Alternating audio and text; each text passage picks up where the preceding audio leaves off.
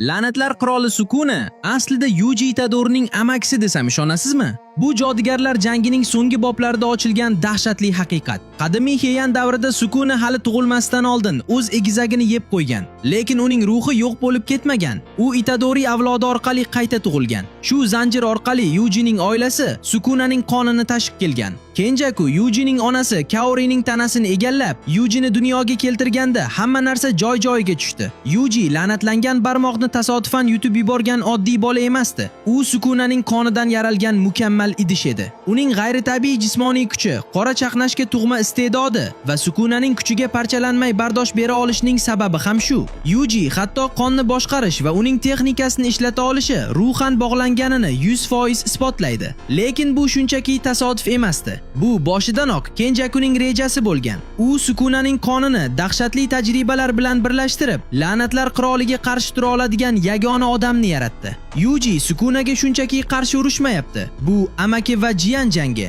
O'tmish mahsuli bugungi kun qiroliga qarshi. Shuning uchun ham hammadan ko'ra aynan Yuji la'natlar qiroliga oxirigacha qarshilik qilib, tirik qola oldi.